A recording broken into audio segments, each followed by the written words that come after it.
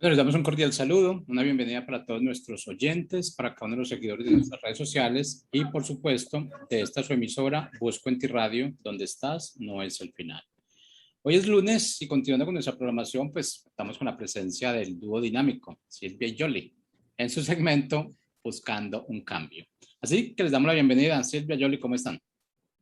Hola, buenos días Jorge, buenos días queridos oyentes de Radio Busco en Ti. Un placer enorme poder compartir otra mañana con todos ustedes. Eh, Somos Yoli y Silvia, somos de Psicología Cristiana, y bueno, nada, es un gusto enorme poder compartir una nueva mañana con todos ustedes. Buen día Yoli, ¿cómo estás? Hola, buen día Silvia, buen día oyentes, Dios los bendiga en esta linda mañana y esperamos que puedan estar atentos y aprender algo en el día de hoy con este programa. Bueno, una vez más queremos compartir una historia de diván, una historia real de una pareja, de un matrimonio, en este caso de un matrimonio cristiano de mediana edad. Es una historia de consultorio, de consultoría cristiana, de psicología cristiana. Bueno, y este matrimonio, a quien llamaremos Ricardo y Gina, son un matrimonio de mediana edad, aproximadamente 40 años, eran una linda pareja, de esas que tienen amigos en común, tienen 2 hijos, ambos trabajan, les va muy bien en lo que hacen, son buenos empleados, buenos compañeros, solidarios, creyentes, les iba muy bien en lo que hacían. Ella era profesora de educación física, siempre muy bien arreglada. Él trabajaba en una empresa, también tenía amigos, les iba muy bien, era una persona muy simpática, buen padre, se dedicaba siempre a llevar a sus hijos al colegio y muchas veces hasta cocinaba también, se dedicaba también al aspecto culinario. Les encantaba salir en familia, era una familia muy unida, que disfrutaban tiempo estando juntos. Es el típico matrimonio que podemos encontrar en las iglesias, ¿no? Que todos los domingos van al culto, van a las reuniones de la iglesia y que, bueno, son 4 y que disfrutaban cada domingo estando juntos. Llegaron a la consultoría cristiana derivados por su pastor. ¿Y cuál era la consulta? Que querían divorciarse de común acuerdo. Se supone que el pastor ya había hecho o había intentado todo lo posible y como que esta era la última opción, ¿no? Porque evidentemente no los había podido convencer de que intenten otra opción, ¿no? De poder solucionar si tenían temas pendientes y hasta ahora no lo habían querido hacer así. Así que bueno, estaban ahí en la consultoría de psicología, pues presentando su caso, ¿no? Un caso especial, porque ellos no podían decir cuál era el motivo de su divorcio. Sí que lo querían hacer de común acuerdo, sí que estaban decididos, ellos entendían que era lo mejor y querían aprovechar esta situación porque los chicos, este tiempo de su vida, porque justamente sus chicos eran pequeños de edad, y entendían que era el mejor momento, porque ya que sus amiguitos también tenían papás que estaban separados y que ellos se podían poder adaptar a la situación perfectamente. Y habían pensado en un montón de cosas, como por ejemplo los días de visita, la cuota alimentaria, las viviendas asignadas. Ya estaba todo resuelto y no había mucho más para hacer. Entonces, ante todo este panorama que ya estaba resuelto, ¿para qué? ¿Para qué era la visita? ¿Para qué era la consulta? ¿No? Como que en ese momento el psicólogo les hizo la pregunta y se hizo esta pregunta, ¿no? ¿Cuál era el motivo por qué estaban allí esa mañana? Porque realmente lo tenían todo decidido y no había mucho más que hacer. Yoli, ¿qué pensás? Sí, pensaba en que tal vez los oyentes se preguntan cómo resolvían los conflictos Gina y Ricardo, ¿no? Y como que hay dos grandes, digamos, formas por ahí de hacerlo, ¿no? O sea, con un trabajo arduo y con perseverancia, o bien, digamos, con desunión o abandono, lo que por ahí podemos llamar es, hay problemas, pero bueno, nos enojamos, no nos hablamos y después continúa todo como si nada hubiera pasado, lo que por ahí nosotros denominamos meter la basura debajo de la alfombra. Pero en este caso, para Gina y para Ricardo, ellos estaban en la primera forma, ¿no? Ellos habían estudiado toda la situación, como había contado Silvia, ¿no? O sea, qué días de visita, cómo le iba a pasar la cuota alimenticia, o sea, dónde iba a ir a vivir cada uno. O sea, habían llegado a un acuerdo de un montón de cosas, ¿no? Y lo interesante, digamos, ¿no? Que recuerdo de la historia, ¿no? Es que, ¿para qué vinieron? Le pregunta el terapeuta, ¿no? Y ellos, o sea, se miraron y en realidad ni ellos sabían, digamos, qué era lo que, por qué estaban ahí. En realidad querían ir, de hecho, habían pensado mucho en que sea un terapeuta cristiano.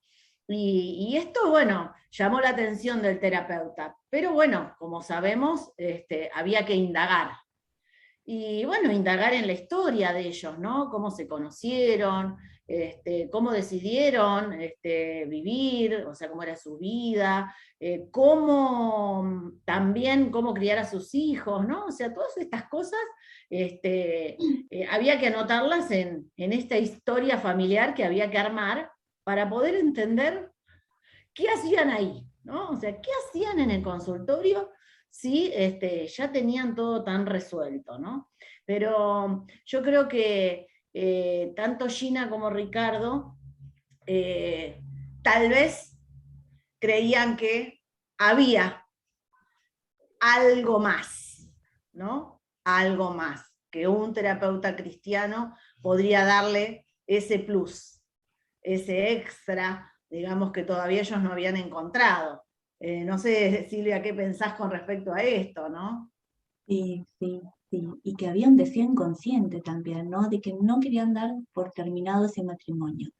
De que, sí, obviamente, que Dios tenía un plan para ellos y que por más que ellos lo nieguen, estaba ahí, estaba latente y que había un deseo ahí de parte de ellos de que, bueno, que todavía tenían una oportunidad para su pareja, para su matrimonio, para su familia, ¿no? Definitivamente. Y estaba pensando lo que vos decías, y bueno, qué importante es la decisión a tomar, ¿no? Y qué ejemplos son para sus hijos en este tema de esta decisión tan importante, porque de acuerdo a su decisión es el ejemplo que le dan para, bueno, más adelante cómo seguir, a ver, qué ejemplo le dejamos a nuestros hijos, ¿no? Ante determinadas dificultades, de seguir luchando por lo que nosotros creemos que realmente vale la pena, o decir, o terminar de decir, bueno, no, ya está, hasta aquí, y no sigo luchando por esta familia, por mi matrimonio, por lo que creo que es bueno, ¿no? Y cuánto nuestros hijos aprenden de nuestro ejemplo, si nosotros seguimos luchando, la seguimos peleando, o nos dejamos caer y decidimos terminar con la situación y empezar una nueva etapa, ¿no? Que sería el final de romper este pacto matrimonial que tiene que ver con todo esto. Entonces, bueno, como dijiste, Jory, empezar indagando, ¿no? Y empezar a buscar en la vida de ellos. Buscar y buscar, y acá la autora del capítulo habla de 4 pilares fundamentales en el matrimonio. Yo voy a mencionar 2, por ejemplo, la comunicación. En este sentido, ¿hay problemas de comunicación? ¿Habían problemas de comunicación entre Gina y Ricardo? Porque justamente en los problemas matrimoniales la comunicación no solo que es básica, sino que generalmente la mayoría de las consultas en terapia tienen que ver con una mala comunicación, con una comunicación desacertada o ausencia de comunicación directamente. Y en este caso, en esta pareja, no había problemas de comunicación. Ellos se llevaban muy bien, discutían casi todas las cuestiones, hasta llegar a un acuerdo. En ese sentido, decían que no había problemas entre ellos. Y bueno, se indagó sobre el tema de infidelidades, sobre el tema de violencia intrafamiliar, pero no había ninguna de estas cuestiones. Así que con el tema de la comunicación y sus derivados, en ese sentido estaba todo bien. Otro de los pilares que son importantes son las finanzas en el matrimonio. Cuán importante es una buena finanza dentro de la familia, ¿no? Y cómo nos afecta cuando hay escasez económica. Nos afecta en todos los sentidos. Y realmente aquí, en esta pareja, no había problemas financieros. Económicamente los dos eran solventes, podían irse de vacaciones, mandaban a sus hijos a escuelas privadas, tenían lo que ellos necesitaban y un poco más. Así que en ese sentido tampoco tenían problemas, ¿no? Desde la comunicación y desde la finanza. A ver, Yoli, ¿querés aclarar los otros dos temas más? Bueno, como decíamos, ¿no? O sea, pensemos en la mesa, ¿no? Las cuatro patas, los cuatro pilares. Y que cuando cualquiera de las cuatro patas, digamos, está más corta en una mesa, ¿no? Digamos, si nosotros nos apoyamos, digamos, es como que empieza el movimiento, ¿no? Y seguramente en cada matrimonio, digamos, hay una por ahí de los pilares que a lo mejor es más débil. Pero pensando en el otro pilar del cual nosotros hablamos, son los proyectos. Y realmente ellos sí tenían proyectos en común, digamos, ¿no? De hecho, habían decidido tener 2 hijos, sabían cómo criarlos, o sea, habían pensado en su educación, proyectaban sus vacaciones, todo aquello que ellos querían realizar, digamos, ellos, o sea, de estas cosas, o sea, no había ningún tema que no hayan hablado y se hayan puesto de acuerdo, ¿no? Porque dijimos que el poder del acuerdo en ellos existía. Eso sí que no les fallaba, ¿no? De acuerdo a lo que estuvimos hablando antes. Y la otra pata es el área sexual, ¿no? Y cuando la terapeuta les hace la pregunta, ¿no? ¿Y cómo estamos con el área sexual?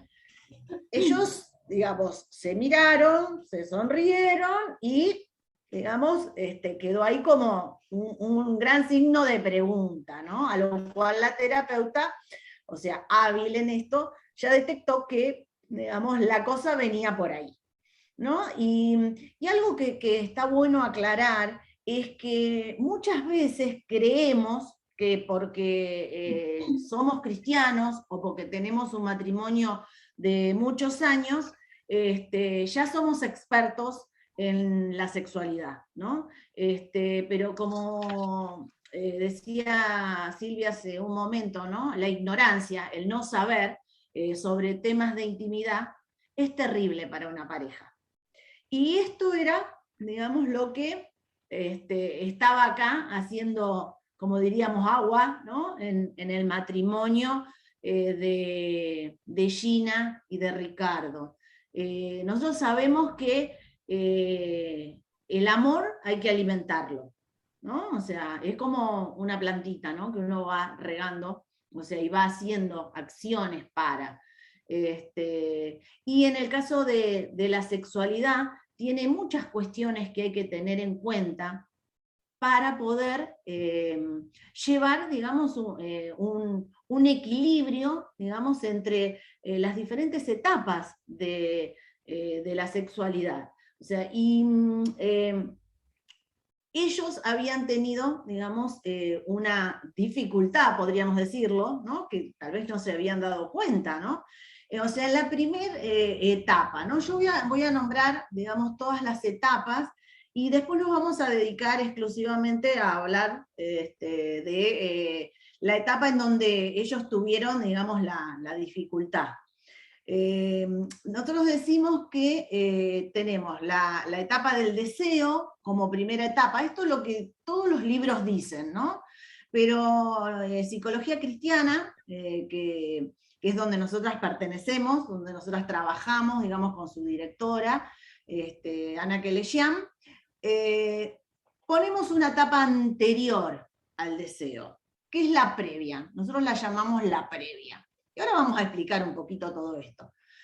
Después, entonces, según los libros, y ahí sí, después coincidimos en el resto, ¿no? O sea, tenemos el deseo, la excitación, la meseta, el orgasmo y, digamos, la parte de la resolución, que es donde se culmina, o sea, se cierra, digamos, el ciclo de la relación de intimidad en una pareja. Y dijimos que para Gina y para Ricardo, la primera etapa, o sea, la etapa del deseo, digamos, era donde estaba fallando. ¿Y qué hacemos con esto? O sea, ¿qué se hace en un consultorio cuando una pareja, o sea, expresa cuál es su dificultad en esta columna, en esta pata de esta mesa, dentro de la sexualidad? Tal vez la sabe y la puede decir, o como nuestra pareja de la que hoy hablamos, no se habían dado cuenta que por ahí venía, digamos, su dificultad, ¿no? Ellos habían perdido algo, ¿no? Que antes tenían, ¿no? Y qué importante, digamos, saber, discernir, por eso en el consultorio, ¿no? O sea, Dios, digamos, dirigiendo y en medio de la consulta entre terapeutas y pacientes, para poder encontrar una salida, ¿no? Y muchas veces en el consultorio, o sea, hablamos de psicoeducación, ¿no? Y en este caso había que hacer psicoeducación sexual con esta pareja. Algunas cosas que tenemos que tener en cuenta, digamos, para que ese amor de pareja sea completo, ¿no? Debe haber intimidad, debe haber pasión y debe haber compromiso, ¿no? Y bueno, vamos a por ahí ir hablando un poquito de cada una, ¿no? Y específicamente la etapa del deseo, ¿no? No sé, Silvia, si vos querés por ahí agregar alguna cosita con respecto a esto, pero bueno, vamos a ir ahí mechando algunas cosas. Sí, y que como decías vos, ¿no? Y que es correlativo. Si falta este primer escalón, falta todo, no podemos seguir avanzando. Y entender que este deseo no se da automáticamente, sino que se da con mucho tiempo de anticipación. Este deseo, este pensar, estas fantasías sexuales, estos pensamientos, se dan con tiempo, y especialmente a la mujer, ¿no? Entonces, ¿cuánto tiempo antes de este encuentro sexual nosotros tenemos que empezar a trabajar con el deseo? Y este deseo, esta previa, como bien dijiste, que tiene que ver también con esta atracción hacia el otro, ese enamoramiento, y que muchas veces nos dejamos ahí, nos quedamos en ciertas circunstancias, en ciertas cosas que tienen que ver con la pareja, con esa atracción, que no les prestamos atención. Por ejemplo, el aspecto físico. Cuán importante, si yo no tengo atracción física con mi esposo, mi esposa, mi pareja, no voy a tener deseo. Entonces, cuán importante es cuidar mi aspecto físico en este sentido también, ¿no? Cuidarme y cuidar al otro. Por ejemplo, también las tensiones externas, ¿cuánto influye esto en el deseo?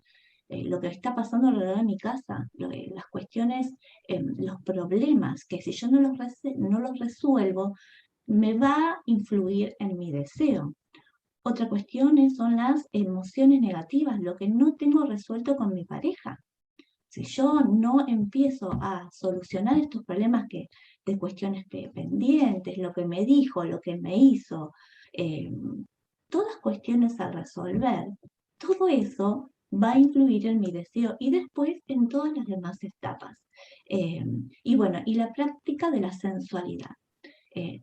Ese sentir, ese perfume, ese tocar, esa palabra, todas cuestiones que hacen a que empecemos bien, ¿no?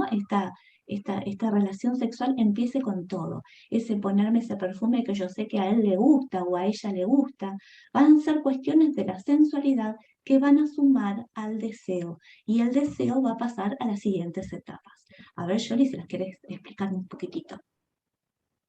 Sí, quería por ahí también pensar un poco en el tema de la diferencia, digamos, ¿no?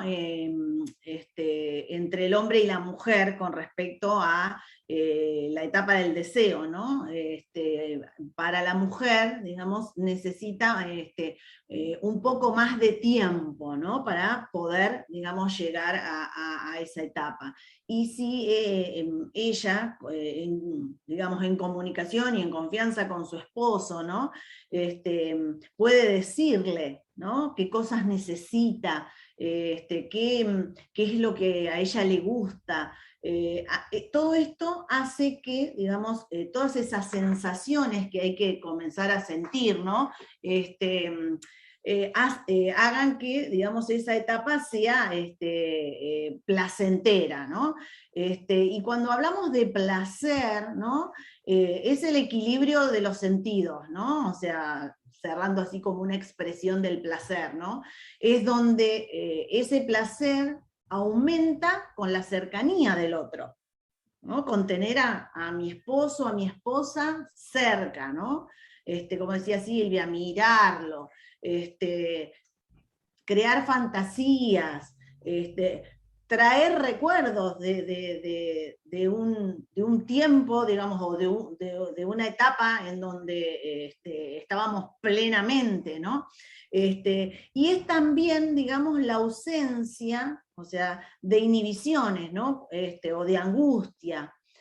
Porque muchas veces cuando hay inhibiciones, ¿no? O sea, no se da libremente esto. Entonces, uno de los dos, digamos, sufre, porque no puede estar, digamos, plenamente, ¿no? Y debe haber una sensación de libertad y de seguridad interior para que esto se dé, para que esto, o sea, para que esta etapa, digamos, en donde comienza todo, se pueda llegar, digamos, a el resto de las etapas. Y como habíamos dicho, ¿no? O sea, a veces las personas creen que porque en una de las etapas no está bien resuelta, vamos a decirlo, o sea, seguimos adelante, digamos, con todo y, digamos, va a haber, digamos, vamos a llegar a la resolución. Y lamentablemente esto no es así, porque si hay falla, digamos, en la primera etapa, digamos, alguno de los dos, o sea, no va a llegar a la resolución. O sea, en alguna de las etapas va a haber un quiebre.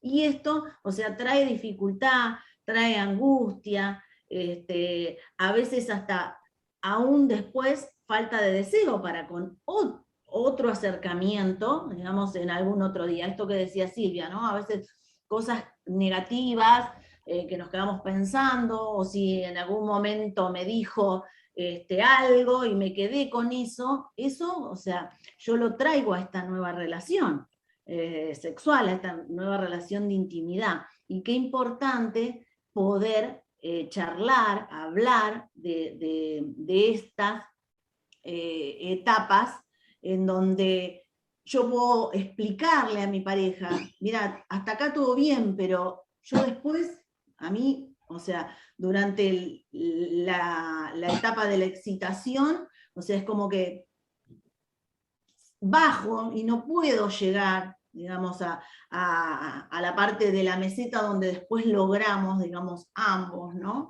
El orgasmo. Pero qué importante es esta comunicación, o sea, poder decirlo, o sea, poder comentarle al otro dónde está mi disfrute, ¿no? Y también esto de lo que cada uno piensa, ¿no? O sea, y esto está mediado muchas veces por la cultura o por experiencias previas, ¿no? siempre o sea, o en la mayoría de los casos, por una cuestión que la mujer es más emocional, el sexo siempre lo relaciona, digamos, con la parte afectiva, ¿no? Y necesita más ese contacto, más cercanía. En cambio, digamos, por ahí el hombre puede pensar, ¿no? O sea, y esto está como muy arraigado en la cultura, ¿no? El hombre puede ver el sexo, digamos, como deseable y placentero, pero sin amor, ¿no? Entonces, cuánto la cultura nos influye también en nuestra relación, digamos, íntima, ¿no? Y de pareja, ¿no? Y sobre todo, ¿no? Permitirse ser, tener una mente abierta. Estamos con nuestro amado, con nuestra amada, ¿no? Y como dice Efesios 5:33, ¿no? O sea, que cada uno ame a su esposo o a su esposa como se ama a sí mismo. Entonces ahí, digamos, creo que vamos a estar atentos al otro, vamos a estar dispuesto a querer complacer al otro, y el otro me complace a mí, ¿no? Y ese vínculo es el vínculo que nos lleva a estar bien, digamos, ¿no? En nuestra relación sexual. Y qué importante, porque vamos a tener que ir cerrando, porque esto da para mucho, Silvia, o sea, para explicar tantas cosas, ¿no? Pero qué importante, digamos, que Gina y Ricardo pudieron aprender, o sea, como esto que decíamos antes, ¿no? Hubo una psicoeducación. ¿Qué cosas hacer para, digamos, empezar a estar mejor en esa relación de intimidad? Y ellos, digamos, su falla, digamos, o su desconocimiento, podríamos decirlo, estaba en esa etapa, en donde tuvieron que aprender a hacer cosas para, ¿no? Tener una buena relación de intimidad, ¿no? Bueno, y a ver, contanos, Silvia, ¿cómo terminó el cierre, digamos, de esta pareja, ¿no? O sea, la resolución de su conflicto, digamos, que era en la columna de la sexualidad. Sí, bueno, lo pudieron resolver, ¿sí? Pudieron hacer esos cambios que dijiste paulatinamente, pudieron resolver todas sus cuestiones de intimidad, fueron de a poco hablando. Bueno, el tema de comunicación no había, como habíamos dicho anteriormente, pero sí estos temas de la previa, del placer, de la sensualidad, cuestiones del deseo que fueron resolviendo gracias a Dios. Y una de las cuestiones básicas que son súper importantes, aparte de la comunicación, es la oración en el matrimonio, la oración en la pareja, ¿no? Orar uno por el otro. Cuán importante, cuánto potencia la estructura de la pareja, ¿no? En todos los sentidos, en la intimidad, en la relación, en la familia, orar juntos. Y eso es una de las cuestiones que empezaron a hacer juntos, a la par, ¿no? Y eso fortaleció muchísimo el matrimonio. Más allá de todas las cuestiones que fueron trabajando y resolviendo, no se divorciaron, siguieron adelante, todo esto quedó atrás, ¿no? En todo sentido mejoraron, pero bueno, una de las cuestiones básicas que pudieron agregar a su matrimonio, aparte de todas las recomendaciones con respecto a la intimidad, fue la oración en pareja. Uh-huh. Bueno, vamos a ir cerrando nuestro capítulo de hoy, y como les habíamos contado, se encuentra en este libro de la doctora Ana Kelesian, Divino Diván, ¿no? Donde hay muchas historias reales de consultorio, ¿no? O sea, si ustedes quieren adquirir este libro, si les interesa, y hay otros más, ¿no? O sea, lo pueden buscar en Amazon, o sea, buscan a la autora y le van a aparecer todos los libros que ella tiene, o directamente, si les gusta Divino Diván, lo buscan por el nombre. Nosotros somos Psicología Cristiana, o sea, pertenecemos a esta institución, nos pueden buscar por Facebook, y tal vez si tenés dudas, si te quedó alguna pregunta, porque este tema daba para mucho, ¿no? O sea, no nos dio el tiempo para explicar el resto de las etapas de una relación sexual. Pero si querés consultar, si querés preguntar, si querés que te recomendemos alguna otra bibliografía, escribinos ahí por Facebook y atentamente te vamos a estar contestando. Y siempre recuerden, ¿no?, que cuando Jesús está en el asunto, digamos, todas las cosas son posibles. Y por eso recalcamos, ¿no? Busquen ayuda de un profesional cristiano, o sea, no se queden, digamos, con dudas, no se queden sin saber qué hacer, porque no solo, o sea, van a saber, digamos, atenderlos desde lo psicológico, pero sino también desde lo espiritual, porque como todos sabemos somos mente, alma y espíritu, y es importante que todas estas áreas sean cubiertas en una terapia. Así que los dejamos hasta el próximo lunes, que tengan una muy bendecida semana.